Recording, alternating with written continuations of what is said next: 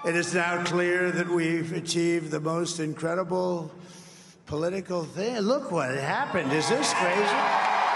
5 नवंबर का इलेक्शन जीतने के बाद नौमुंतखब सदर डोनाल्ड ट्रंप ने अपने 4 साला मंसूबे और एजेंडे पर न सिर्फ काम करना बल्कि अमल पैरा होने के लिए वादों की तकमील, काबीना की तश्कील, सुप्रीम कोर्ट में होल्ड और दीगर वो तमाम अमूर जिनसे अमेरिका को सुनहरी दौर में लाकर मुल्क की मईशत, गैर कानूनी तौर पर रहने वाले तारकीन वतन को डिपोर्ट करके एक तारीख रकम करना चाहते हैं।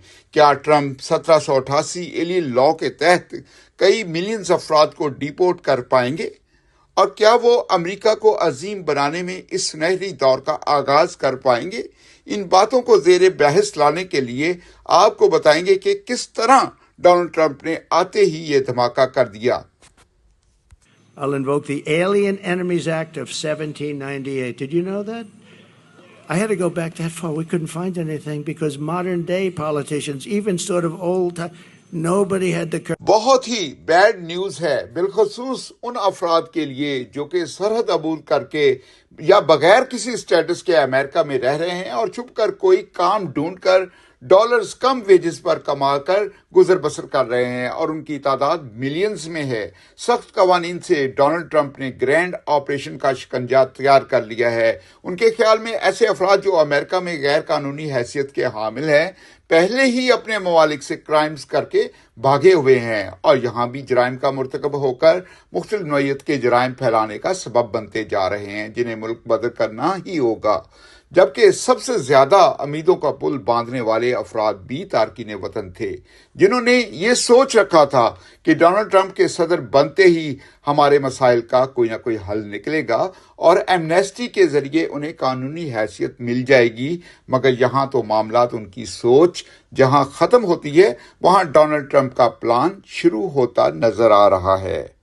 यहाँ आपकी तवज्जो और यादाश्त के लिए ये बात भी काबिल गौर है कि डेपुटेशन का अमल का आगाज 145 ममालिक जिनमें पाकिस्तानी तारकीन वतन भी थे 1,60,000 अफराद को डिपोर्ट करके मुल्क बदर किया जा चुका है, जबकि 1.5% इंडियन तारकीन वतन को बहुत जल्द डिपोर्ट किया जाएगा।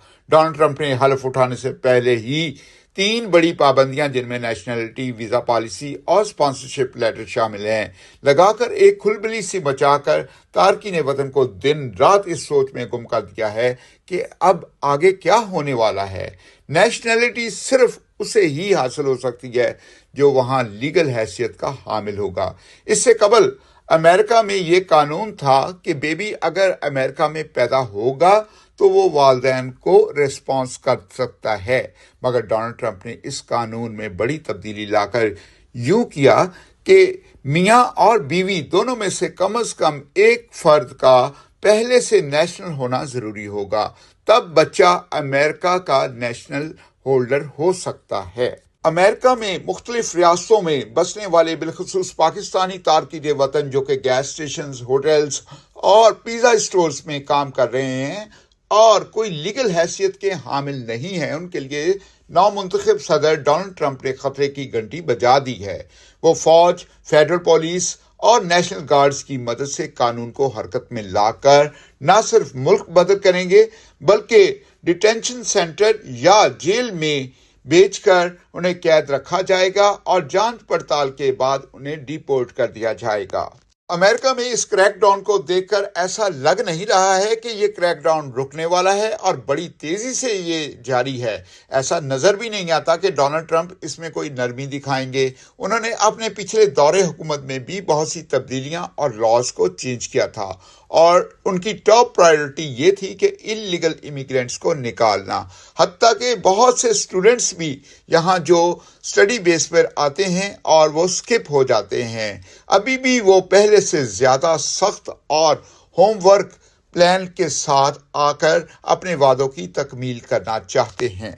ये बात भी अया है कि तमाम केसेस में खा उनका ताल्लुक वीजा पॉलिसीज, असाइलम, स्पॉन्सरशिप या किसी और अमूर में होगा, सख्त पॉलिसीज को अपनाया जाएगा और बज़ाहिर ऐसा लग रहा है कि दूसरे ममालिक से अमेरिका में आना शायद नामुमकिन हो जाएगा।